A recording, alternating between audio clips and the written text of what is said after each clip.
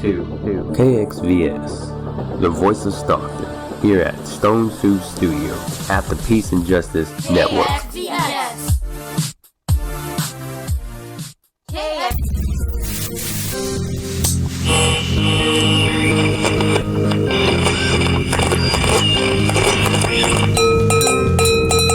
Because his dad is a moron! With Matt George. Like LeVar said. And Leo Beas. By saying, yes it does, Leo! Cowbell Kingdom's podcast. Here's Matt and Leo.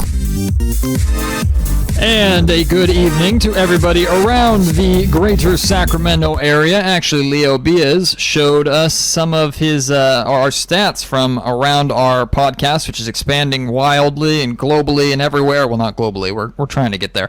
But we do have a lot of people in Brazil and Australia. Okay, so we are globally. I missed that. Yeah. The farthest I got was Chile, Texas. Argentina. Yeah, I saw Texas. But yes, Matt George here. Leo Beas joining me. This is the Cowbell Kingdom podcast. We are live on 92.1 FM KXVS in Stockton, and we are here ready to fill you up, or well, that sounded kind of weird, get you up to date on everything going on. Sacramento Kings, NBA, obviously the NBA playoffs are going on right now. The Kings are not involved. Did you know that? Shocker.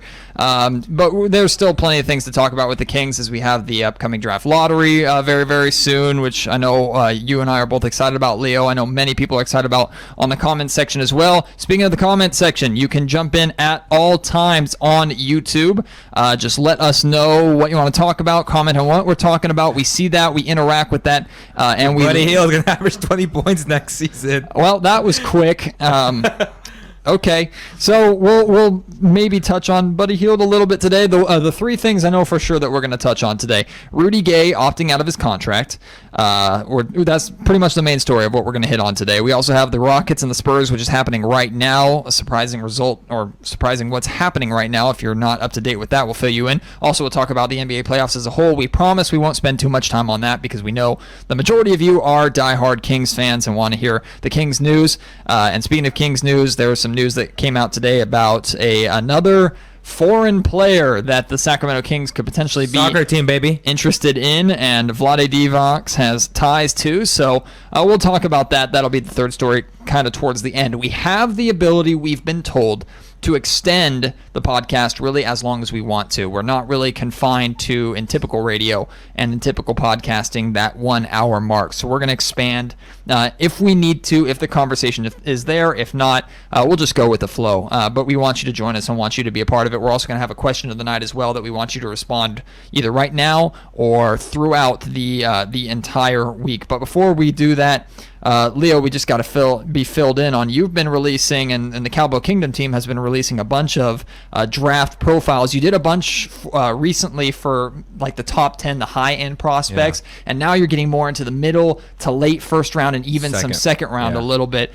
Talk to me about just how this experience has been for you, just breaking down and getting a closer look at these players that a lot of people aren't really looking at. Yeah, and Matt, thanks for saying that.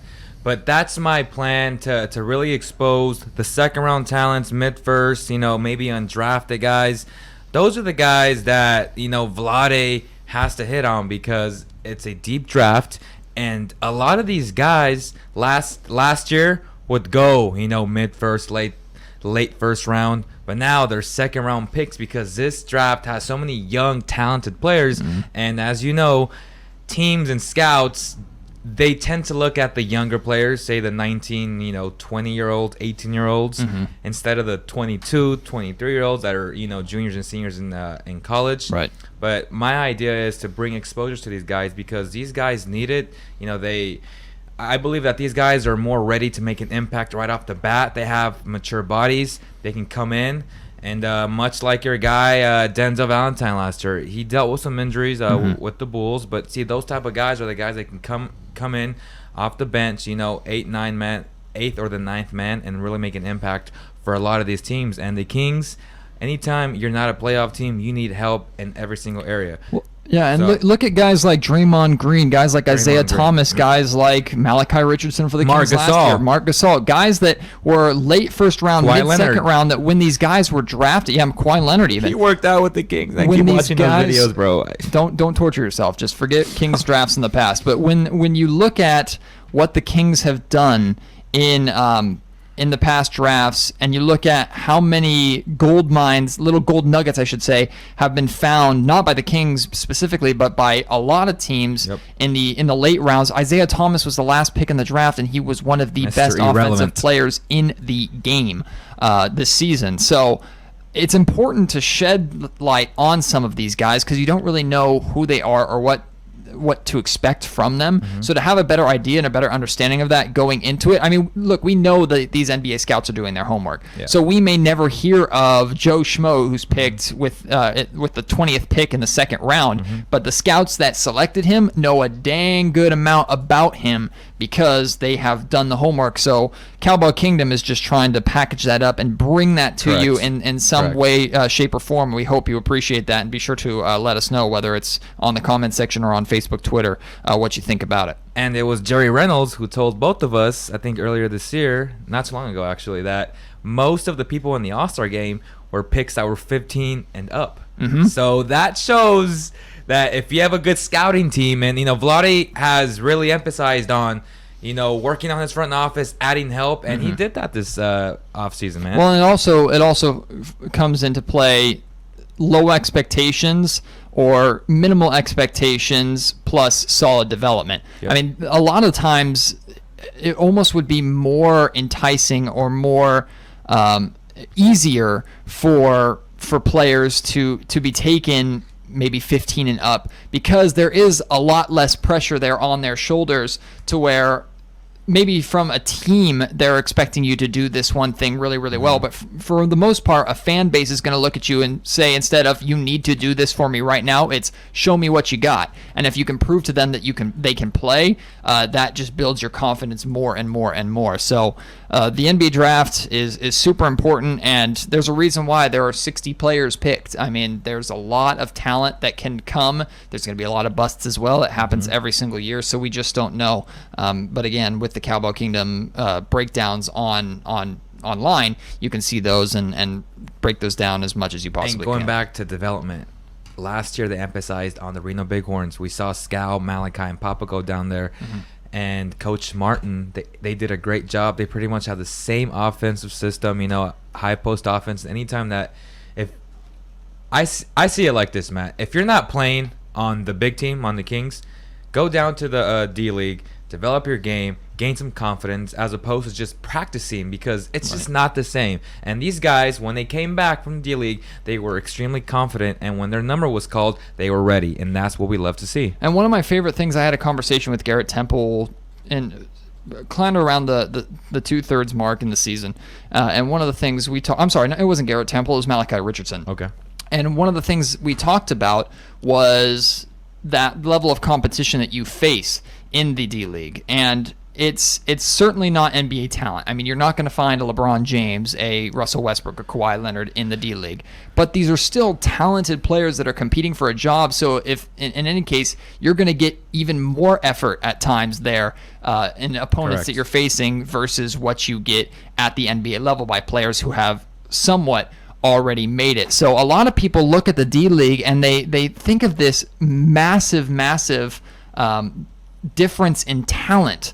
They think it's like going from the top of the mental, pedestal really, to the bottom of the cesspool, and that's just not the case. The NBA D League, there is a lot of talent there, and there's a lot of hustle and energy and effort and passion there that at times you just don't see in the NBA. And with the exception of the crowd interaction, the D League is a lot like the college game in very many ways. It's almost that tiny little bridge in between the college and the NBA games, of maybe this little feeling of purgatory of I'm kind of here, I want to be there, I was just in the college level.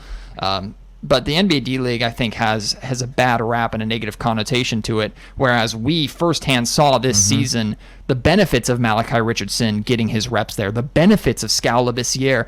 Scal would not have been the same player that he was coming into and starting all of a sudden getting this playing time if he hadn't at least been getting his reps in Reno. Correct. If he had come and just started playing and just come off the bench and was kind of dry, cold feet, he was just a practice player, I guarantee you he wouldn't have been half the player that he was. And I'll say this much. I've covered the D-League for about 3 years now. I can tell you this. A lot of those D-League guys are extremely talented, and for the most part, the best D-League players are a little bit better than, the 14th, 12th, and 11th man on NBA rosters. But these guys are extremely immature, and that matters a lot because, even a guy like Anthony Tolliver who has testified to, I'm not the most talented, but I'm a professional, and I bring my lunch back every single day, and he's a good teammate, and that's what NBA teams look for in those spots, 11, 12, 13, 14 guy, right? They may not be looking for that super, super 8th man, super 9th man in the D-League, but they want these guys that are good cultural guys. Well, our live stream comments are already getting ahead of us. Slow down there, guys. They're already debating about who they would want to pick, kind of carrying our conversation over from last week into this week about who they would like to see in the draft. And what's exciting with the upcoming draft lottery, Leo, is that finally we're going to be able to put legitimate numbers to it. It's safe to assume that the Kings are going to probably end up with the 8th and the number 10. So that's basically what everybody's been assuming. However, the Kings could get the 7th or the 6th or maybe the 9th. Or they can fall out of the Or 10th. They could fall too, yeah. Oh, God, knock on wood with that one. I was talking to some of the Instagram crowd before we started. Would it not be the most perfect Kings scenario, and this is massive knock on wood, for one of these two things to happen? Either one, with the 10th pick, they somehow lose that pick, it falls out of the top 10 and they lose it. Again, knock on wood. Or can you imagine if, remember the Kings, how many years was it ago? It was the Tyreek Evans draft when the Kings were supposed to have the number 1 pick because they were the worst team in basketball. They got the worst pick they could possibly have, getting number 4. What if the Kings have had horrible luck in the draft lottery? What if this is the year that their luck shines through, they get all the way into the top 3 and then have to give that pick away? Could you imagine if they finally got luck on their side and then had to swap it with Philadelphia? Would that on your birthday? No, it's not on my birthday. The draft lottery is next week. My birthday's 2 weeks from now. So you lied to me. No, I didn't lie to you. I said my birthday's May 23rd. That is not a lie. The draft lottery is next week. May 23rd is 2 weeks from now. Today's May 11th. Okay, you're right. Anyway, up to speed. In case you didn't care or wanted to care about my birthday, you can buy me presents, send them to... never mind. Forget about that. But hey, we're going to talk about a lot of things. Rudy Gay opting out is basically the main story that we're going to talk about, and I know a lot of people in the comment section are already debating over whether they like it. Facebook too. Facebook as well. You're going to have to fill me in on Facebook. I can only see our live stream commenters, but that's where we're really going to start. And my initial feelings on it are, we expected this, right? And then it became a little bit... It became more questionable as soon as Rudy went down with the injury. He's been on a ridiculously speedy recovery, which shows two things. One, the hustle and the effort and the intensity that Rudy is just as a player, and you cannot deny that, and you cannot take that away from him. That's my dude. But the second thing is, like, technology and modern medicine for these kind of surgeries and these kind of rehabs are advancing every single day. And to see the strides that he's made, now he could be rushing himself, and there's only one way to find out, and we'll see. But it makes sense for Rudy to do this in a lot of ways because he didn't like Sacramento. He wanted to go to another destination. And in my mind, he's going to be seeking a contract with at least 2, probably 3 years, so that he does have that safety net in case he comes back this year and is a bust. Now, if he had come back, stayed with the Kings, and was just a shell of his former self, then there's a very good chance that next season could have been his last season. By going out, he's taking a little bit of a risk in the open market, but there's a good chance that he can land himself a multi-year deal, which gives him that safety net, which gives him that ability to breathe and not push himself too hard. And I think that's really important for him. Of course. Prime example last year, Wes Matthews. Was it last year or was it 2 years ago? I think it was 2 years ago. 2 years ago. Right? Yeah. Let's be honest. Rudy Gay is a better player than Wes, right? And Rudy is already running by 6 months in. Like that's ridiculous. And it goes back to our doctors. Shout out to them. The modern day medicine and the technology. I mean, my God, Rudy Gay is running at July. I mean, he's on the court. Right. He's going to be on the court by July, so he'll be ready physically by the beginning of next year. But again, Matt, it goes back to mentally. Will he make the same cuts? Will he jump the same? That's all, those are all question marks. I'm curious to see, and I told you he was going to opt out. It was just, Yeah. Well, we got a little ahead of ourselves here. Matt, George, Leo Beas with you. We're doing our Cowboy Kingdom podcast for the second week, live from KXVS in Stockton. It's 92.1 on your dial if you're in the Stockton area. And one of the reasons why we're able to do this is because of our buddy Dustin here, who works hard to be a producer, engineer, board op kind of role, very similar to a role I have at KHDK. He works hard, a lot of behind the scenes work, a very thankless job at times, and he does it exceptionally well. But he's also very capable of turning on the mic and hopping on himself. Dustin, thank you so much for all you do, buddy. How you doing today? I couldn't have said it better, Matt. All right, he's an egomaniac. Turn off your mic. You're never allowed back on this show. That's it. Your thoughts on the Rudy Gay opt-out? I kind of saw this when we were talking about draft talk last week when we all said Jonathan Isaac's name. That kind of made sense a little bit. Rudy probably wanted a fresh start away from the Kings a little bit, like we saw in Memphis and Toronto. He doesn't last a lot of places for a long time. It's not his fault. Maybe he gets burned out really easily. But I think it was time for him to move on. And I want to see where he goes next because it's the Cavs. The Cavs. We'll talk about that. It's going to be interesting to see where Rudy goes because there's going to be a lot of teams looking for a small forward, and he's big on the market. Yeah. Diego Freitas, I think is how you pronounce your name on YouTube. He says, "Gay is the past; it's the future now." You're absolutely right. He's from Brazil too, by the way. Watching from Brazil. What up, Brazilian? Yeah. I wish I could play soccer like you. Dustin brought up a good point, and he talked about how Jonathan Isaac and last week we had our conversation in our somewhat of a lottery breakdown, and we talked about what fits or what we would potentially like to see the Kings go out and get. And one of the things I said last week is we will know more about potentially the Kings' interest in Isaac based off of what Rudy Gay decides to do. Now, there's two parts to that. The first part is if Rudy had not yet opted out, and the Kings had gone ahead to not draft Jonathan Isaac if he was on the board, that suggests that there's comfort from the franchise, from both sides really, that a deal was going to be done or that he was going to be returning. Since Rudy has chosen to opt out, now there is that big hole at the small forward position that the Kings are going to have to fill, and Jonathan Isaac might just be the answer. To me now, Jonathan Isaac went from a potentially good pick to as close as you can get to a must-have pick if he is available at that spot. I would take him at the 8 if he was available and no other massive slide was taking place, like a Fox sliding to 8, which quite frankly just will not happen. Isaac is something that the Kings could certainly use. A young small forward he's very versatile, and he's bringing up Justin Jackson as well. But those are his combine numbers from today. Yeah, I'll read these out. So his 3/4 sprint seconds, 3.3 seconds is really good. He's got a great vertical, 27 inches. Max vertical leap was 33. His standing leap was 27. Shuttle run 3.06. Lane agility time 10.78. So it's Isaac or this guy if they go small forward. Right, and Justin Jackson. National champion. Exactly, but I prefer Isaac for the major reason upside. His upside and his versatility as a two-way player.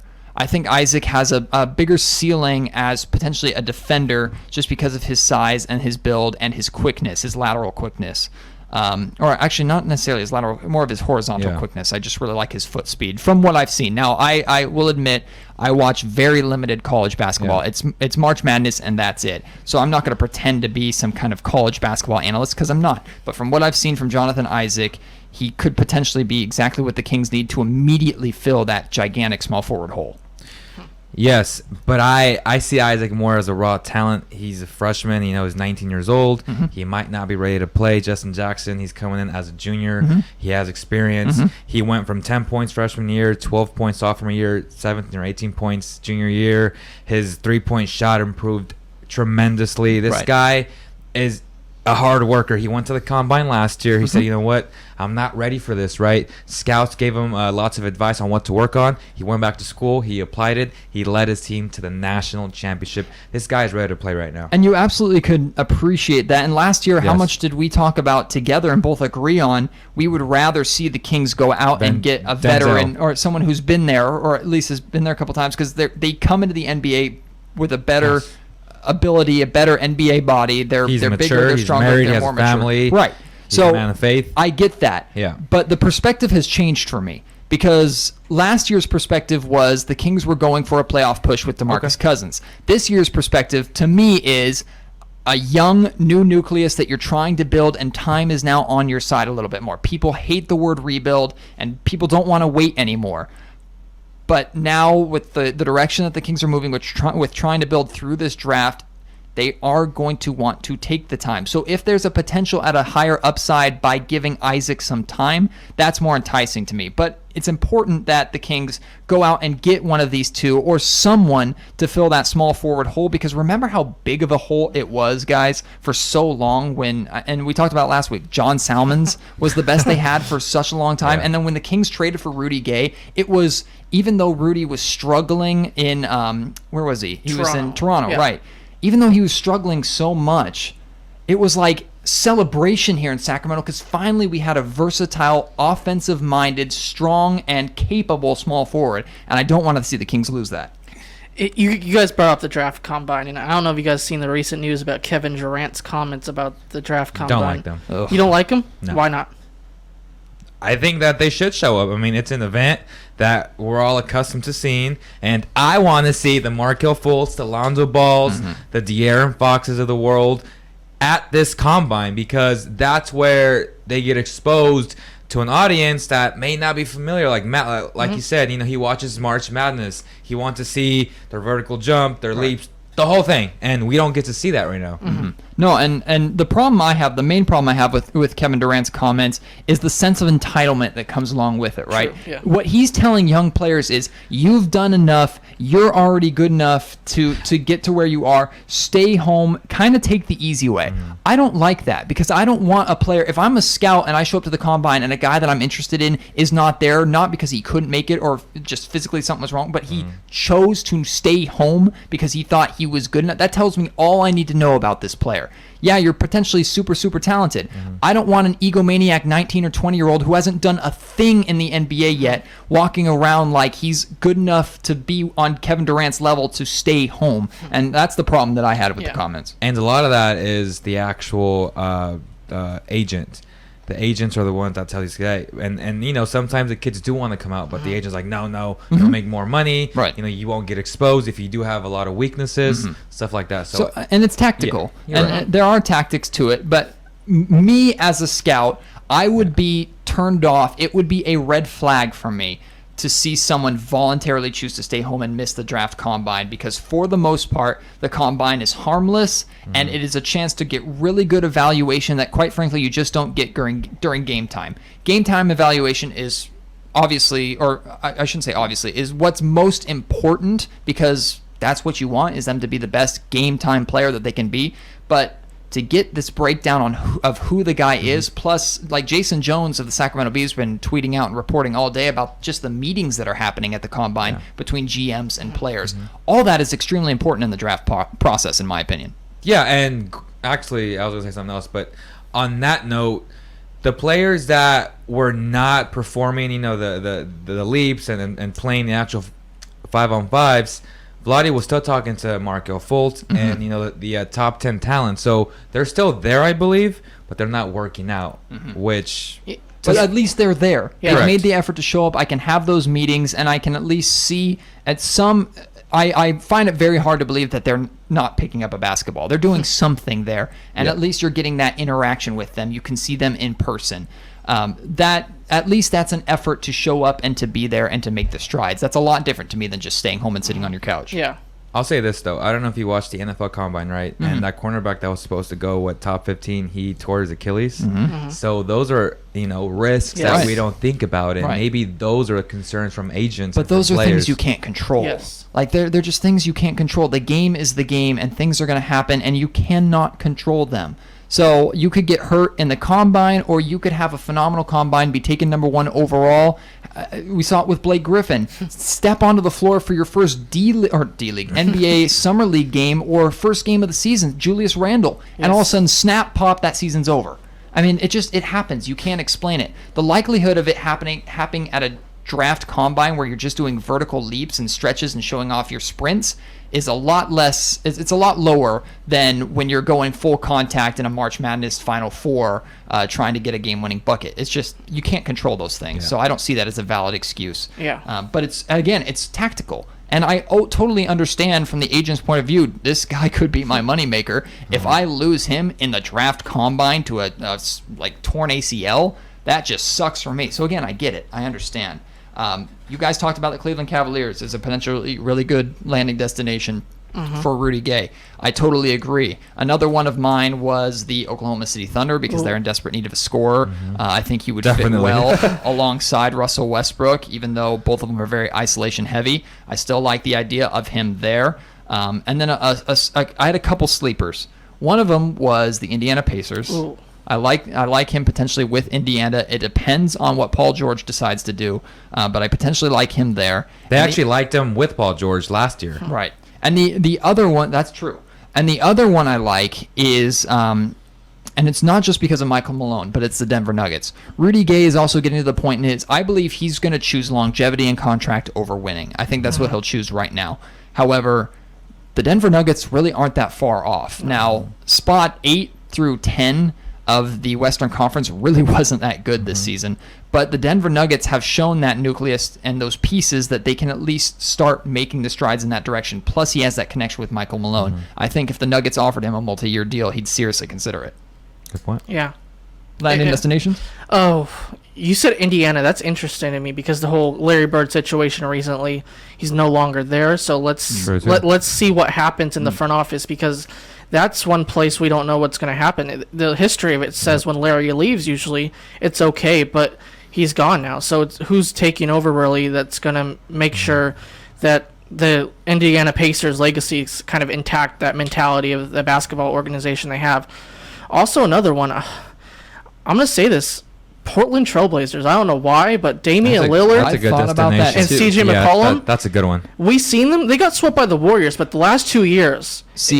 I'm sorry. No, I was just going to say, it'd be interesting to see him up in Portland. And I thought about Portland a lot. The only thing that turned me off to that was the contract that they gave Crabbe. That was the only thing that turned me off because they're not going to pull the plug that quickly on Crabbe unless they wanted to go small and run Rudy at a 4 because they paid Crabbe a lot of money. So they're going to want to try and work that out as best as they can. Yeah.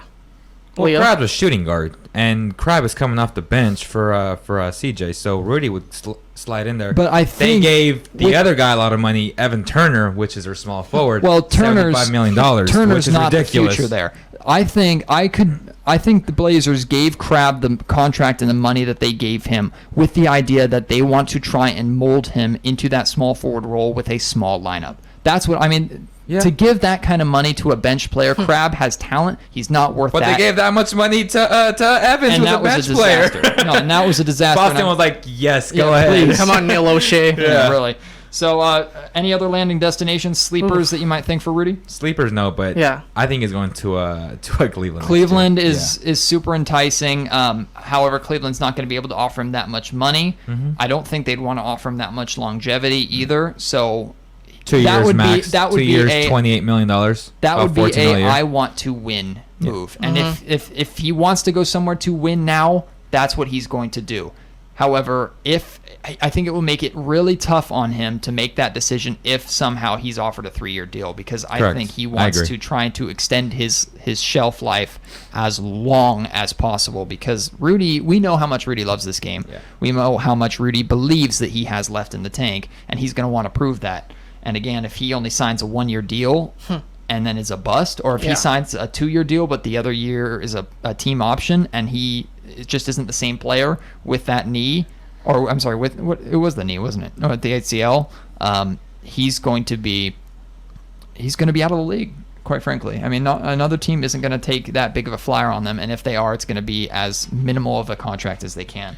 So BJ Ortega said, "Don't want Frank Ntilikina. Every point guard that's his size gets moved to shooting guard," and he said, AKA Tyreek. See, it's fun to have these draft conversations And we had it a lot last week, and I don't want to play dictator here, but I want to kind of put that on hold for a second because we've talked about it so much to the point that we can't really go any further until we know what picks the Kings are going to be selecting with. So I want to wait until we get to the lottery. Once that takes place... Is this next Tuesday? I think it is next Tuesday, so we might even do a live show or something for that. Yeah. We'll talk about that, and we'll definitely stay tuned with the Cowbell Kingdom Twitter account, Cowbell Kingdom Facebook. It'll be on YouTube as well. It'll be everywhere. You won't miss it if you follow Cowbell Kingdom. But until then, let's try and put the draft talk a little bit on hold. I know comment section are going crazy on it. That's totally fine. I'm not going to tell you guys what to talk about. But on here, I want to open up another conversation topic to the live chat, wrapping up our Rudy Gay conversation, but we'll carry this out through the rest of the podcast if we see things that come up. For the amount of struggles that Rudy Gay had at times in Sacramento and ultimately it not really working out as best as we would have liked, there are some pretty cool Rudy Gay moments and some pretty cool stories and interactions that we were lucky enough to have with Rudy and that fans were lucky enough to have with Rudy. So if those come up and you want to share those, just moments you remember of Rudy, things that he did.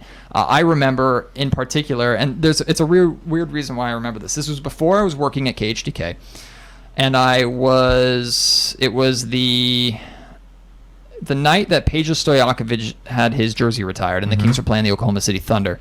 And I think this was the first year that maybe I was an intern at KHTK at the time. And my buddy and I were sitting there. We went to the game to see the Peja ceremony.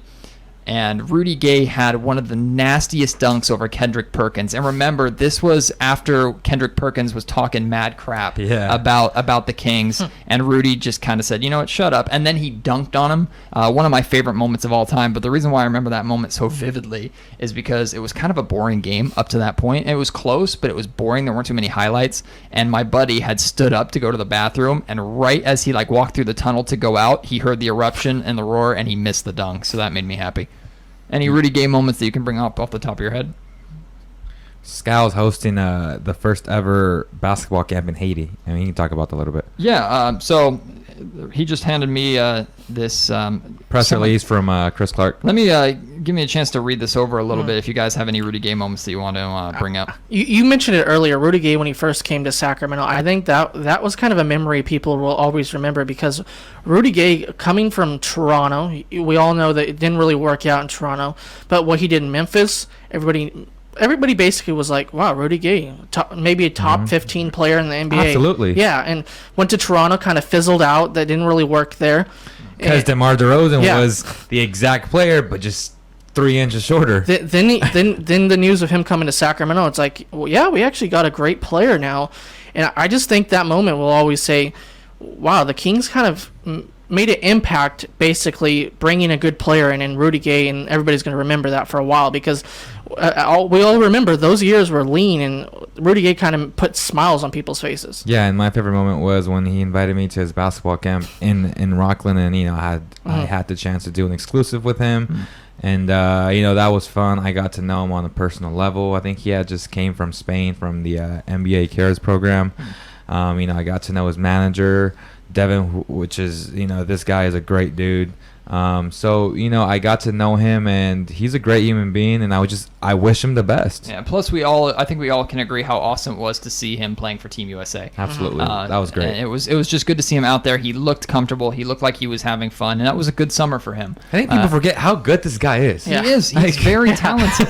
And it's going to be interesting to see, not to stir the pot, but it's going to be interesting to see Rudy Gay post DeMarcus Cousins and see what kind of player he is on a different team. Now, you could also say that's post Sacramento Kings, but there are a lot of people in a lot of ways that believe that Rudy Gay's game was hindered a bit because of DeMarcus Cousins. Now, he is also a very isolation-heavy player, and his ISO ball would piss a lot of us off at times, especially with you're holding the ball till there's 3 seconds left in the shot clock and then doing a turnaround jump fader.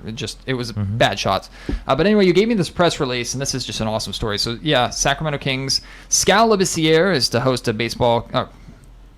basketball. That's the game he plays.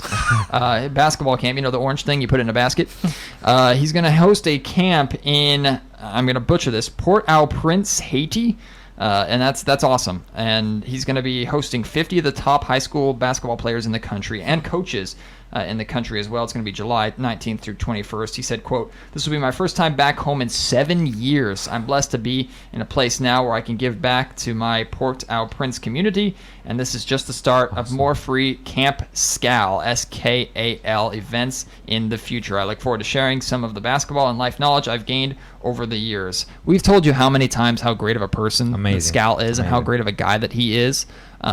And he's already learned so much and been willing to give back so much to the community. That was one of the best qualities of DeMarcus Cousins, and a lot of people were worried, man, are the Kings going to have someone like DeMarcus to potentially fill that community role? Skal is absolutely potentially the guy. So is Anthony Tolliver, depending upon if he comes back. So is Garrett Temple. You talk about that. AT's having an event on May 22nd. Yeah, Bayside Church in Roseville. Rockland, I'm sorry. Well, it's technically Granite Bay. One of the three. Who cares? It's there. And, Vlade talked a lot about building a culture guy's locker room, and Skal fits that mold absolutely, completely well. Someone on the chat said the time he dunked on Beverly, and that had Drake out of his seat. Do you remember that? I don't remember Drake being there, but I remember the dunk. And I remember he was there. I remember because we played it over and over and over again. G-Man's call on KHDK to the point where it got kind of old. But no, disgusting dunk. And Rudy had that bounce. I mean, we didn't get to see it as much later in his career as he started to become more of a away from the basket mid-range kind of player. But man, did he have that bounce. Another thing, my favorite thing about Rudy Gay, and this is totally selfish, he's really good in NBA 2K. Is he really? Oh, he is really good in NBA 2K. He is a mid-range jumper machine, and there's always one play where... Oh, in 2K. I thought he was the good 2K player. I'm like, when'd you play him? Well, he might just be. No, but his character... in 2K. In 2K, in the video game, he's really, really good. And there was this play. Now, picture this as a scenario, because we never saw it. But there was this play that I would always run in NBA 2K 16. And DeMarcus Cousins would come up to the elbow, set a screen for Rudy Gay, and it would be a good screen because DeMarcus is a big man, and guess what? Wide open lane for Rudy Gay, dunk 2 points. Try with Papa G now. Well, I mean, I don't think he quite has the attributes of DeMarcus Cousins in NBA 2K, but it's a shame we didn't see that two-way play between the two of them, because I have a feeling that could have been a lot better than what it was, but that's as far as I'm going to get. But yes, Rudy Gay was really good in NBA 2K. I enjoyed the hell out of him. Let's talk about, should we talk about the new guy that's rumored to come to the Kings? We'll talk about that. We'll do that at the end of the show. But yes, be sure to share some of your favorite stories or moments involving Rudy Gay. It can be anything. We want to hear 'em. I have an NBA update real quick. Uh-oh. The San Antonio Spurs defeat the Houston Rockets 114-75. Unbelievable. With no Kawhi Leonard. Yeah, no Kawhi Leonard, no Tony Parker. Can you bring up the stat line for me? Hold on 1 second. For what James Harden finished with? Because I thought for sure in Houston, the Rockets were going to be able to close this game out, or going to be able to at least push Game 7. Well, the leading scorer for the Spurs real quick was LaMarcus Aldridge with 34 points. He balled tonight. 12 rebounds. Yep. And let's go to the leading scorer for the Houston Rockets was Trevor Ariza. There's the problem. Yeah.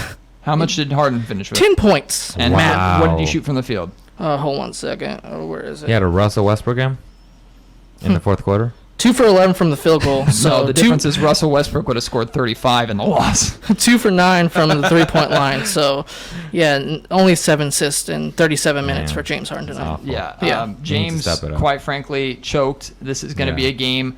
This is going to be something that's going to be dangled over his head. I picked Russell over James, so I could easily get the low-hanging fruit of this is Russell would at least try. And I saw a tweet, and I retweeted it. Someone saying, well, at least Russell, even though he knew he was going to lose, he went down fighting. It seemed like James gave up tonight. But he took 80 shots to get 30 points, so that's not at least he still got 30 points. But I'm not going to go with the low-hanging fruit of attacking James Harden. He still had a phenomenal season. Unfortunately, he lost to a better team. He's going to get a lot of flack. Well, but that's the thing. Were the Spurs really better without... A little bit. They have Greg Popovich. With Kawhi, they're better. And LaMarcus Aldridge stepped up. But with Kawhi, they're better. With the size and the age of Pau Gasol, he should not be able to keep up and be able to contend. No, he is. He is still good. But Ryan Anderson is younger and is a stretch forward that should be able to take him away from the basket, so he shouldn't be that much of a defensive liability or defensive attribute, I guess, for the San Antonio Spurs. Ryan Anderson 0 points tonight. Exactly. Wow. So yeah, There you in go. 25 minutes. I mean, it's and it's Wow. team wide. It's not just Yeah. James, but James to get 10 points is inexcusable. And Just had a bad game. The wrong bad game though. Game no, 6. it is the wrong bad game Yeah. to have. Again, I'm not going to dig at James because what he did was phenomenal. People are going to use this as further I told you so for Russell Westbrook. I'm not going to do that just because that's not the point. The Rockets beat the Thunder. And the Rockets only scored 11 points in the fourth quarter, by the way. And they only scored 18 there it points is. in the second quarter, Yeah, right? so yeah. Yeah, and what did they shoot from the field? I'm curious because they Hold on, let me probably go to team stats.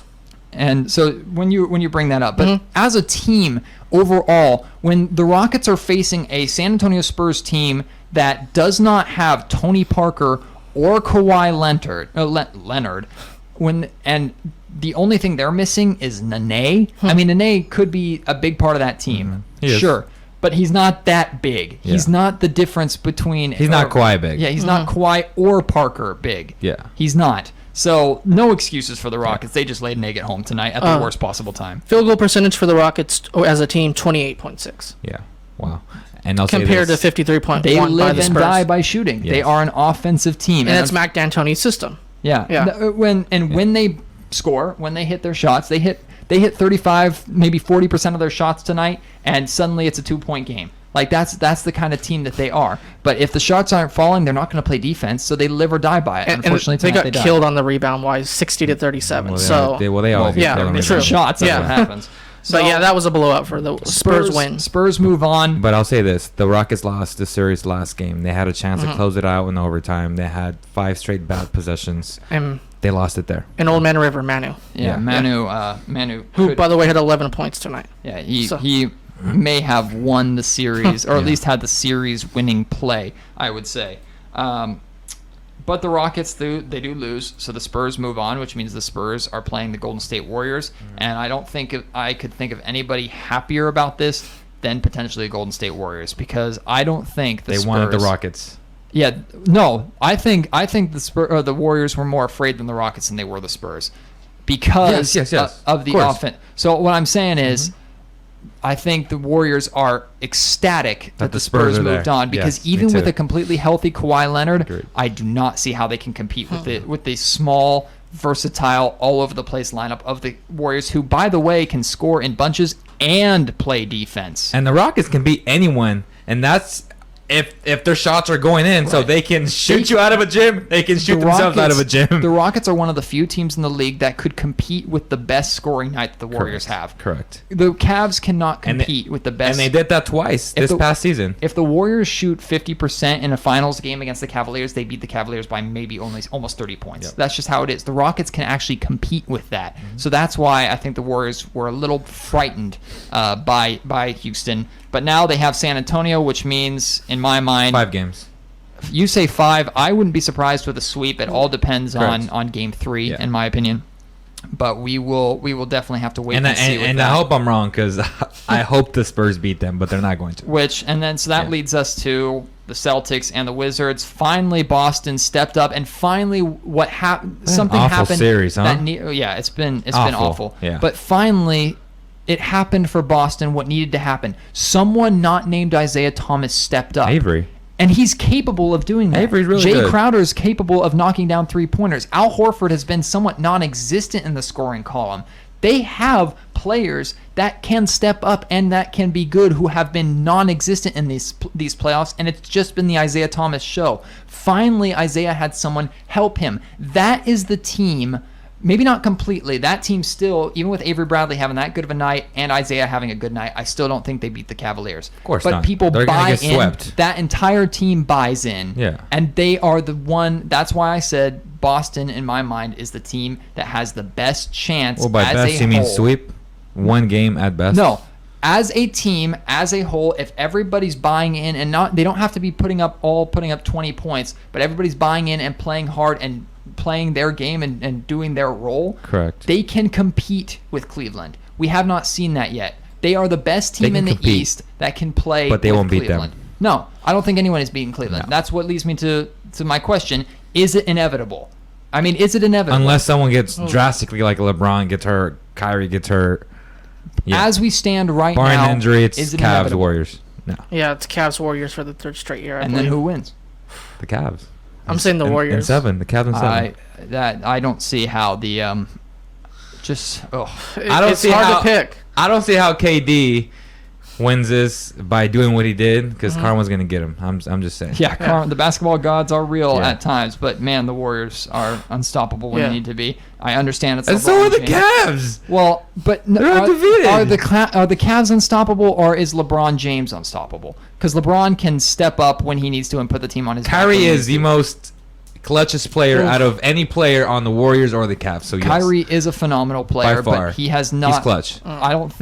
I think he would have problems or issues against the Warriors that we have not seen in these playoffs. I don't think he's faced anybody in these playoffs yet that will give him the challenge that the Warriors will give him. Whether Absolutely. they throw It's going 7. I'm just saying. I think they'll beat them in 7. In my, I have to pick the Warriors, but this is the first year.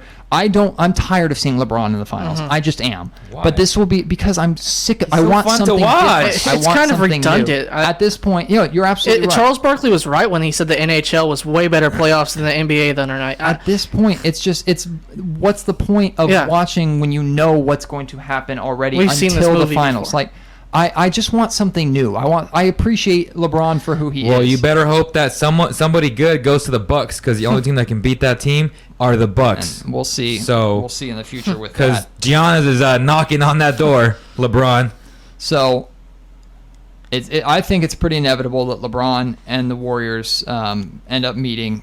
This is the first year, though, that I would actually root for LeBron because I'm sick and tired of the Warriors because of this man, Draymond Green. Now, you've had to have heard all these comments coming out. I'm not going to stand in front of Kelly Olynyk and call him not a dirty player because he's done some questionable things. However, I love Kelly Olynyk's game because guess what? He sets an actual screen. We watch games all the Warriors, time, yeah. and it's just bad stick your leg out slip screens. And you know who's guilty of this? Everybody on the Draymond. Kings roster. Draymond. Too. But Draymond. we watched it all season long happen with the Kings. Except for every Papa. team. Nobody knows how to set a good screen. Kelly, the arms up is a worry, is a concern. The elbows are a concern, and he needs to work on that. But for the most part, Kelly sets a hard screen, and it's up to the Wizards to say, there is a screen behind you that you're about to kill yourself on, rather than, oh my God, you just ran into that. That's Kelly's fault. He did something dirty. Kelly does exactly what everybody, Karl Malone, the Bad Boy Pistons, this is what they all used to do every single game in the NBA 10 years ago. Today, a hard screen is considered dirty. So for Kelly Olynyk to do what he did, I can't excuse him pulling down Kevin Love's arm. I can't excuse him throwing elbows or diving at players' feet. I'm not going to defend him because of that. I just don't think he's as dirty as they make him out to be. But when Draymond Green comes out and says he's a dirty player that I don't respect, after less than a year ago repeatedly kicking Steven Adams in the balls, in the groin, you got to be kidding me. It's a joke. It's absurd. Draymond Green just continues to open his mouth and say stupid things, and he's the definition of the biggest hypocrite in the NBA. He's the Warriors' mouthpiece. He's their Don King. Nobody else on that team likes to talk besides Matt Barnes. You're right. That's the only person that's really getting him attention because he wants to make that team. Basically, he's the guy you put on there to rattle the cages. We see this in other sports. And he's good at it. He's very good at it. Since it's kind of weird because at Michigan he was the star of that team, and now he's no longer the star. But he is a star the way he likes to run his mouth, and also the way he likes to he likes to talk. So that this is the only way we're going to see Draymond Green, not his ability on the court as we did at Michigan State, but by running his mouth. He is an extremely smart player too. He is. So you can't tell me that he doesn't know exactly what he's doing. He's by getting in saying somebody's this. head. And then he comes out and says the absurdity of the Cavs. He's disappointed in the competition that the Cavs have faced so far, that people haven't stepped up. When the Warriors are beating teams by the biggest margin in these playoffs, and it's not even close. And they don't even have their head coach. And it's absurd. Like, you literally were on the team that's won the most regular season games in history, and somehow you can still find a way to complain. It's like Warriors fans. And they beat the Jazz without George Hill twice. I'm like, And he's taking swipes at everybody. Yeah. Charles Barkley, anybody who matters. And then he goes out and says, "Oh, the media just ran it for a headline." You're dang right they ran it as a headline because you said that the Cavs have not faced quality opponents when you are on the Golden State Warriors. No wonder the fan base of the Warriors. I'm about to offend to a lot of people here. No wonder the fan base of the Warriors is the exact same way. How the second week in the season, what were they saying? Oh, potentially trade Klay Thompson because they need a big man. These people, they won 72 games, and they bitch and moan and complain, and I don't understand why. And they have Zaza. I'm joking. And the Warriors have made Zaza All-Star. look He's well an enough. All-Star, right? He always made the All-Star team, right? He's making David West look sane. And David West is on that team. If Zaza is on an all-NBA team, I'll quit my job. Yeah.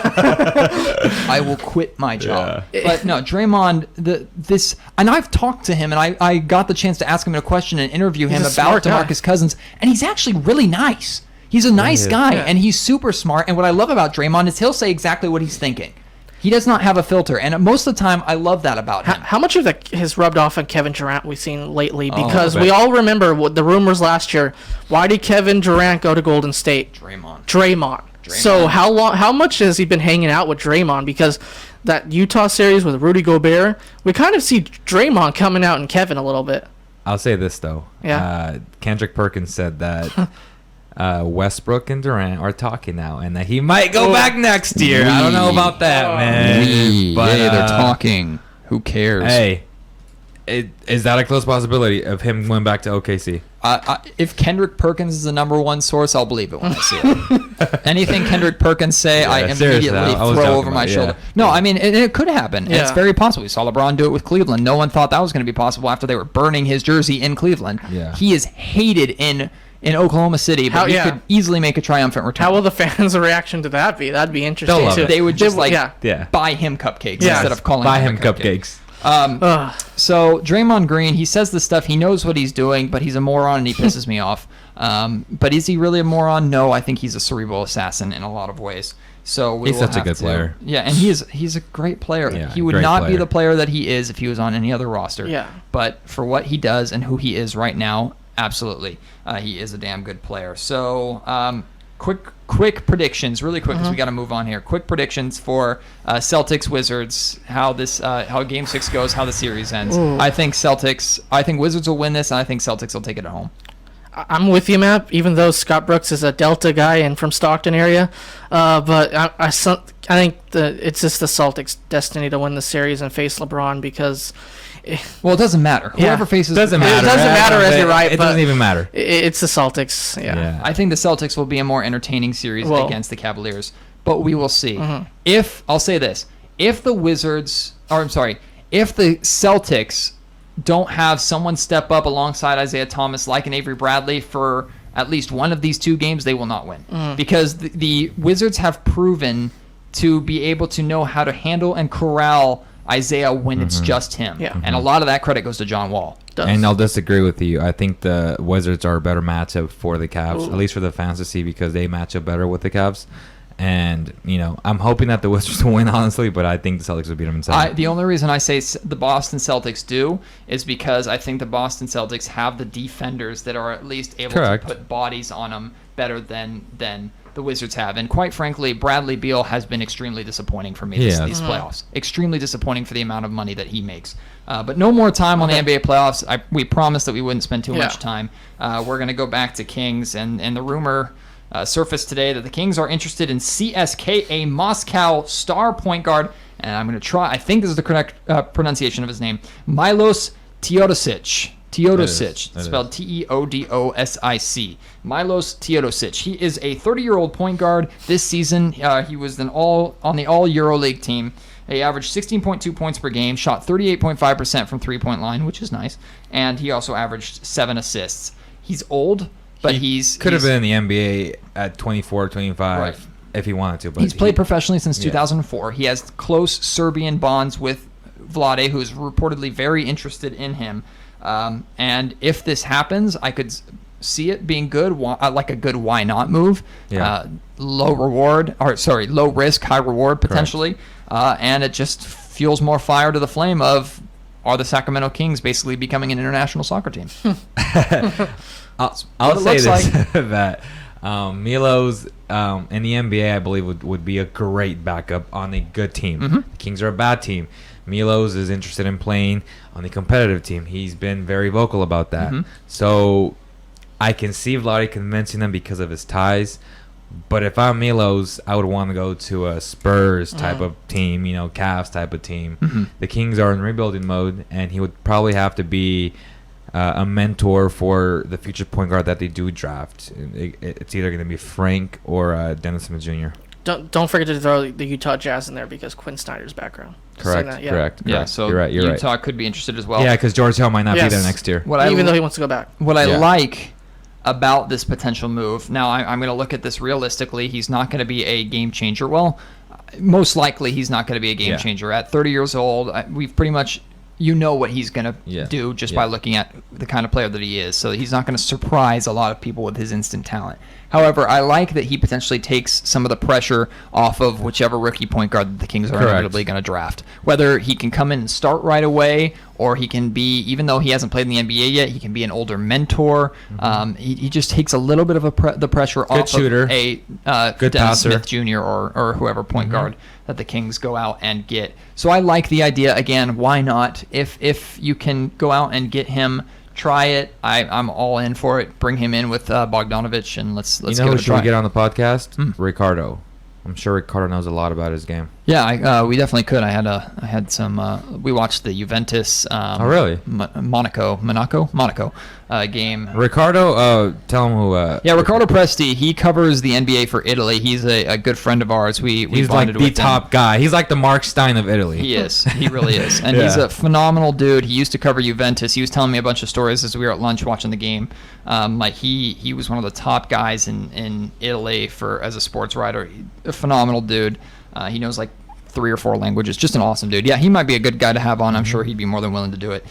Stay tuned for that one as well. But ultimately, with these additions, with Milos potentially coming, with Bogdanovich coming, and then you already have Papagiannis, Cal Labissiere, with all these We just have a lot of international players. I think it's exciting though, which leads me to my question of the night. And these are things that we're going to throw out or try and throw out every single week.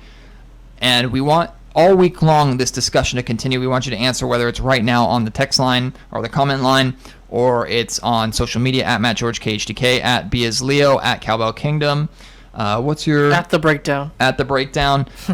If you want to send it, any of us, we'll see it and we'll respond to it. My question is, and this is something I've legitimately thought about, would you be okay, and I'll explain this, would you be okay with an all young gun starting lineup for the majority, if not all of next season, even if it means like a sacrifice of wins? And what I mean by that is, put this in, I get it. Kings get the 8 and 10 pick. Okay. They end up with Jonathan Isaac and Dennis Smith Jr. This is just my scenario. You're talking about running a starting 5 for the majority of the season of Dennis Smith Jr., Buddy Hield, Isaac, Scal, and Willie Cauley-Stein. That is a young lineup that you quite frankly don't really know what you're going to do a lot with. I would be totally okay with giving those guys starting minutes consistently for the majority of an entire season to work together as a core, because I see those young players and I see their contracts and I see the nucleus and the bond that they can build together, and I think that's something that, if it works, could be something that you can build upon for a long time. And I like the idea of that rather than the Kings going out and spending some money on 3 or 4 veterans and immediately plugging them into a starting lineup, or 2 or 3 of them into a starting lineup with only 2 rookies and maybe Buddy Hield, or 1 rookie and Buddy Hield. I want this team to grow together and play hard together like we saw the Atlanta Hawks play back in the day. So open that up to you two first, and then guys, you comment. Again, the question, would you be okay with an all young gun starting lineup all next season, even at the sacrifice of wins? So you know for sure, most likely, this team isn't going to make a playoff run. We're not going to make the playoffs, but we have this young nucleus that's learning together. Well, everyone's going to get a taste of it Summer League, because in Summer League, Sure. the rookies... I don't think Willie will be there. Willie might play like one or 2 games. Typically, third-year guys play 1 or 2 games, and after that, they rest. But yeah. I don't think he needs to be there. No. If he wants to, great. I don't think he needs to. I don't think the Kings are going to ask him to be there. You don't think so? I don't. I mean, we've seen pretty much unless they really want to stress having that core play together. Yes. I don't think they're going to learn anything more from him in summer league than what they already know. That's just my opinion. Correct. I agree with you because I kind of take I have this mindset about baseball. I know it's a different sport, but if you build a young team together, they're with each other for years and years and years. The A's? No. Wow. Who? Really? What are we talking about? The A's. And Did he make a swipe at the A's? He did make a swipe I was reading the at comments the section. A's, yeah. Turn his mic off. Okay. I'm a Dodgers fan. Never mind. Turn your mic off. I know. I'm going solo. But I like the A's better than Giants. I always will. But I just think I have this mentality. If you build it together, they will mature together. And we've seen this in other sports. If you have a young nucleus, they're together for years. And why not? Mm-hmm. We're not going to attract a big free agent or anything like that. We can make our own stars. And Buddy Hield's already shown he can be a star maybe in the near 3 to 5 years. Mm-hmm. It's going to be interesting, though, but because I just think this is the only way the Kings can win because we saw it back in the late 90s and early 2000s. Let me correct one thing that you said. Mm-hmm. You said they're not going to attract a star unless they build a core and a nucleus that looks like it's fun to play with. If a veteran star sees something young and happening here and thinks that he could be the perfect fit to take it to that next level, plus players, as much as they ignore or at least agents say they don't like the Sacramento market, players know what this fan base is. Mm-hmm. Players know what this team means to the city, knows how big of a basketball town Sacramento was back in the heyday. I find it hard to believe that a player would not be enticed to be the guy to really be the face of taking that team back to the promised land. That's just, to me, and that could be me just with my Sacramento bias, but to me, that's enticing. Mm-hmm. If I was a player and I saw a good young nucleus that was on the cusp and I wanted the chance to take them to be Chris Webber 2.0 and take them to that next level and then be the hero for that franchise, that's enticing to me. I would be interested in that. I just think it's the mentality that the Kings have to have is build it now and see what we have in the future. Leo? Says the A's fan preaching keeping players together. I wish the A's would keep players together, Brendan Murray.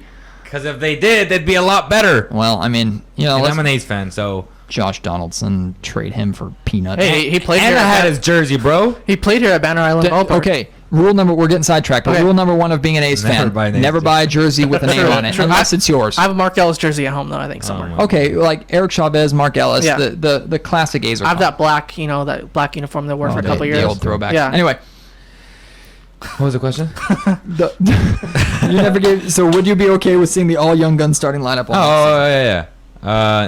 All right. No. Okay, moving on. No, because I'm a competitor and I want to see some wins, Matt. So I'm okay if they mix it up with veterans, and I'm in the minority when it comes to the way you build a winning culture is by having solid vets that can contribute on the floor. And if you don't have that, I can see these young guys just not, put it together, execute, and so forth. So yeah. So I agree. I think Coach Dave Yeager agrees with me because we have the same philosophy on that. Well, I think there is a healthy balance to be found, and Yeager is definitely capable of finding that balance. What I mean by the veteran side more is if Yeager got maybe 2 or 3 or 4 vets that he really liked and did the same thing as we saw for the first half of this season, where his vets basically some more G-Temps, right?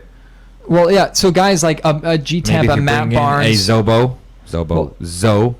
People like that are going to take minutes away from this young core getting playing time together. If the Kings make these young moves in their draft, Zach Randolph? They would have to pay him a lot more money than what he's worth, in my opinion. But if they did, would you be upset? Because he's coming off the bench, but he's scoring 14 points off the bench. Initially, I would be excited. I don't think that's a smart move for the Kings because I don't think it's in the Kings. I don't think the Kings are looking at next year at a playoff run. Now, they could surprise people. They're always going to say every year we want to make the playoffs.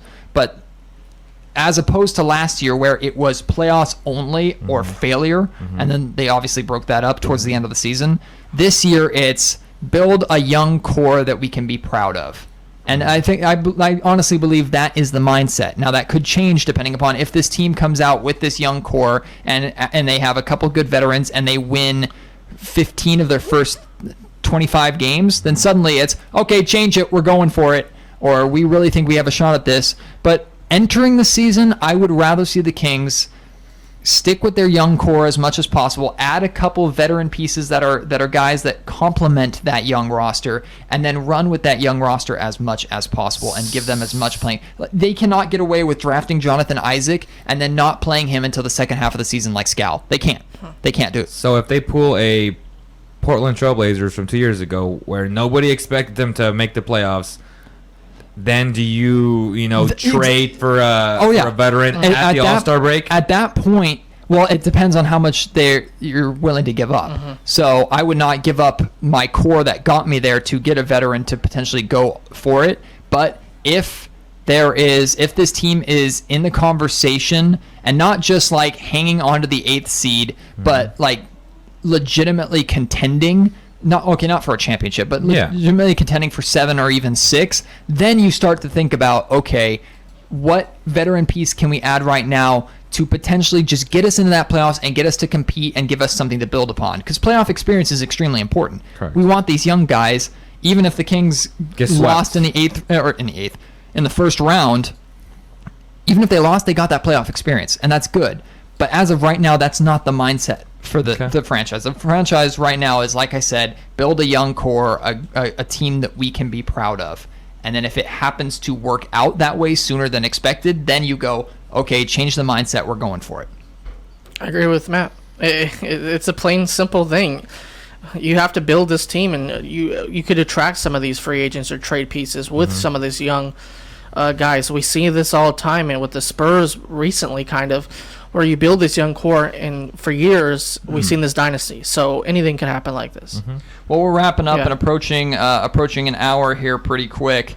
I'm curious, any of you guys have any topics that we didn't talk about that you want to bring up really quick? And we can open this up even to draft talk. I know I kind of quelled that a little bit, but even to draft player-specific things that caught your eye. Leo, we talked about it a little bit roundtable, but maybe for the listeners who haven't yet seen your player breakdown, out of these breakdowns that you were doing, maybe 1 or 2 guys that really stood out to you that you found that could be steals in the late first round, early second round that you've broken down so far. Well, I'm breaking down Antonio Blakeney from LSU. He played with Ben Simmons, who was the number 1 pick overall last year. He decided to stay 1 more year in school. He is a sophomore. He's 20 years old. He is excellent in pick and roll, offense and transition. He's a great spot-up shooter. But the reason why he might go in the second round or even undrafted is not because of his ability to score, but his defense is atrocious, and he ranks amongst the worst in NCAA basketball on defense.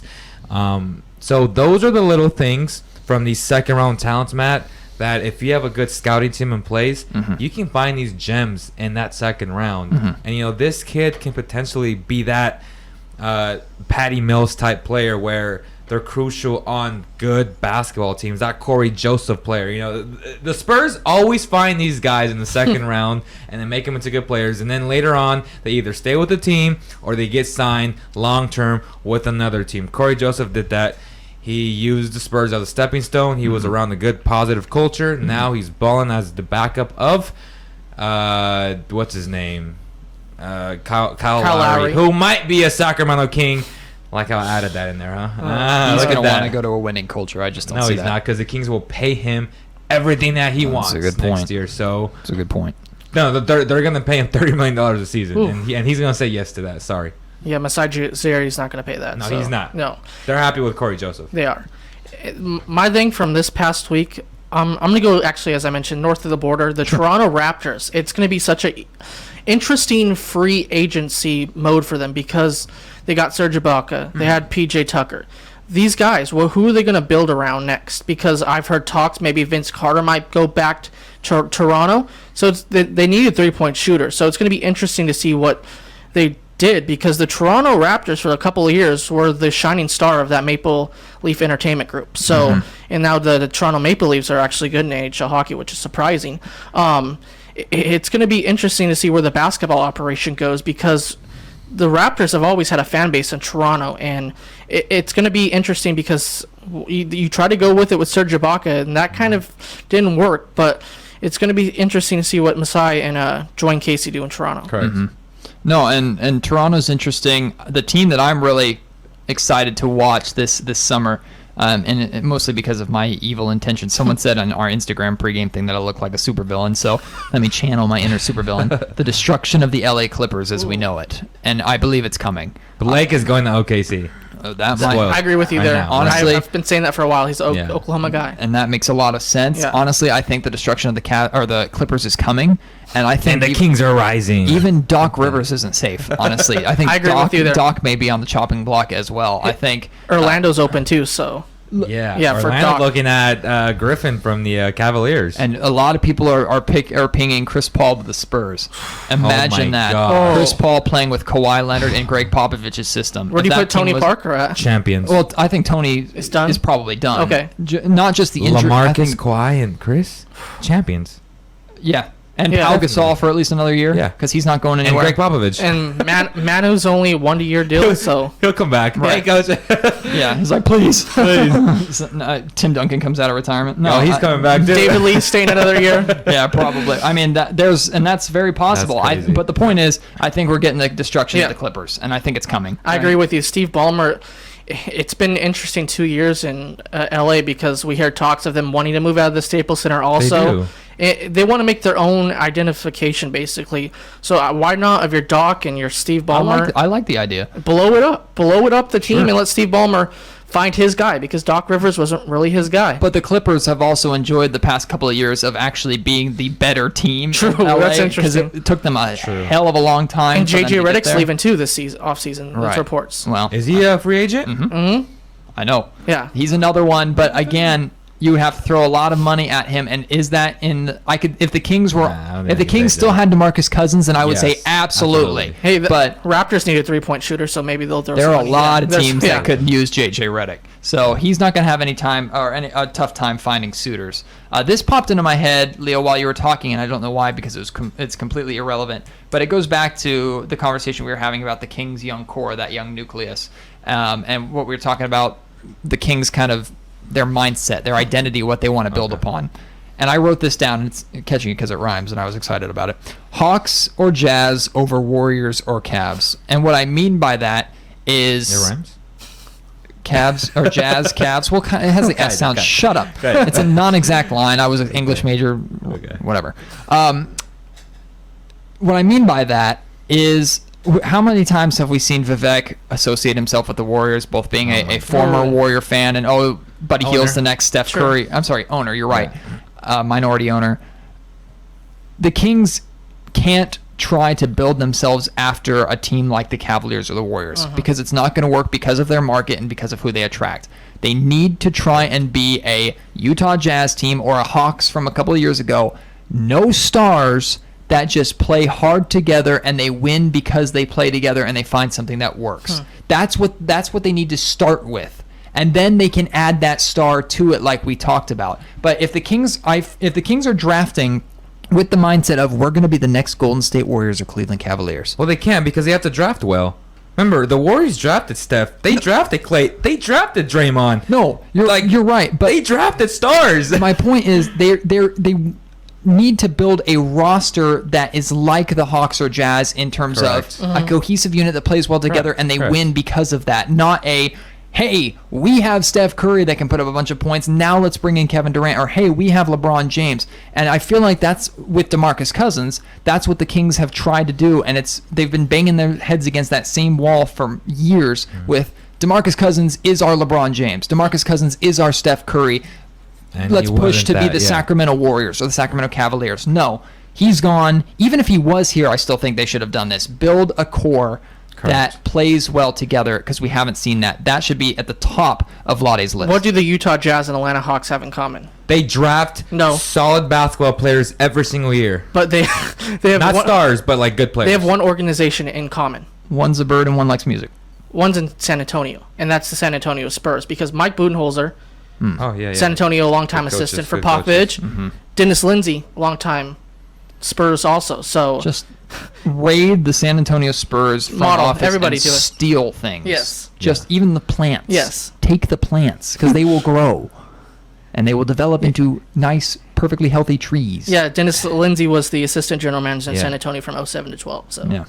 And I mean, the Spurs are the organization of the pinnacle organization in all of sports. Yes. The Jazz haven't drafted superstars, but they've drafted solid basketball players every year, and they hired a young coach on the rebound, and they all bought in. Yeah, they all bought in. Gordon Hayward is the guy, bought in, and that's what the Rockets did this year. James Harden is the guy, bought in, and when the team buys in together, they succeed. I can honestly say never once did the entire Sacramento Kings team in the entire DeMarcus Cousins era, actually since the Kings made the playoffs, never once has that entire roster bought in completely.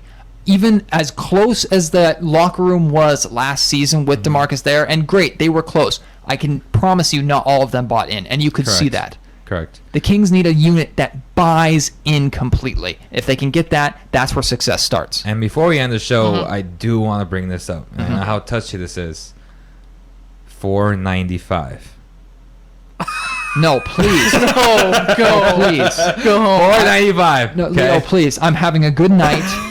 Don't get me started. I don't want to waste my happy energy on stupid shoes. Even the comic the father had today was kind of stupid too. But okay. But also, I'll show you the story. But is he afterwards. not like a genius? No, he's not a genius. He's a moron. He's a con artist. And we're moving on. But if he's already lied about the amount of shoes that he sold, and there's an article to prove that I will show you. You can look that up. They have not sold as many at $4.95. They've only sold like 200, and people have actually like fact checked that. He got straight up Donald Trumped. Did he really? Yeah. I'll show you the article. Somebody tweeted to me and showed it to me because they know how much I love LeVar Ball. Yeah, and don't take I said advice his from name. Yeah, don't take advice from Kobe either. That's still over $300,000 in pure profit. Well, yeah, great. I don't care. There's 200 idiots on They're this still planet.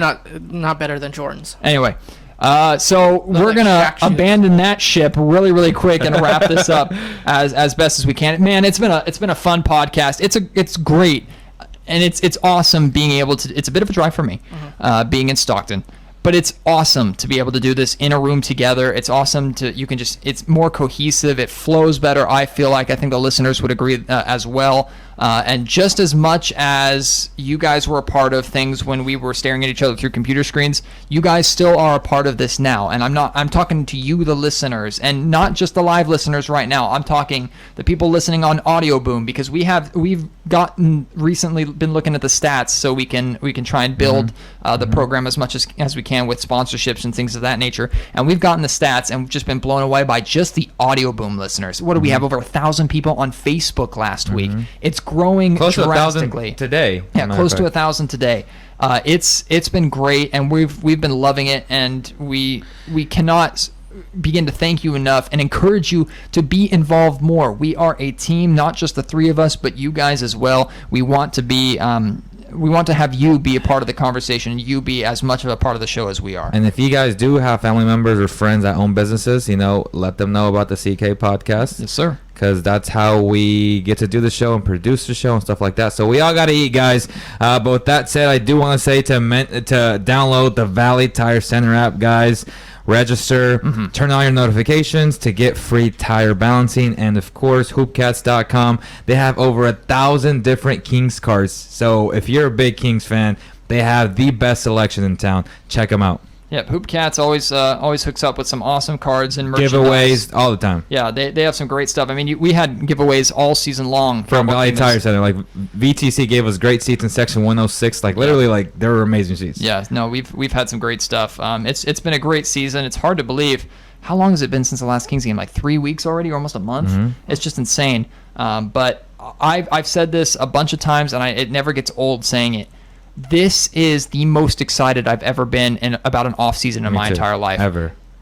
Even with how as bad as the Kings have been, as soon as the season has ended, it's always this deflation of no Kings basketball until October. Yep. For me right now, this is about to be the most exciting off season, and this is where it's going to change. And I really believe that. Yeah. I think this is where it starts. It starts with the draft lottery tomorrow when the Kings get maybe not Tuesday. Tuesday. Yeah. Maybe not perfect luck, but they will. 8 and 10 at worst is great. Sure. Period. They will keep both their top 2 picks. Then they won't hit a home run in the draft, but but they will get 2 solid players plus potentially more later rounds. We'll see what they do. Then they add some good free agents. It's all going to start to build upon itself. You can't start at rock bottom and shoot up to the 8th seed or the number 1 seed. It's a process, and I believe finally, that's why I wrote the article, and a lot of people were mean to me. Finally, the Kings have a direction, and it's clear, and it's real, and this is where it starts, is this offseason. I couldn't be more excited. And no drama. And I told you this, I'm excited for the first time in 7 years. Yeah, period. And honestly, I think a lot of fans can agree. A lot of them were shocked by the loss of DeMarcus, hurt by the loss of DeMarcus, kind of scared of life without DeMarcus, but more and more people are slowly starting to turn that corner and recognize there is life without DeMarcus. Yeah, well, okay. A lot of people I love Scal. And this is a conversation for another time because we could dive really deep into this.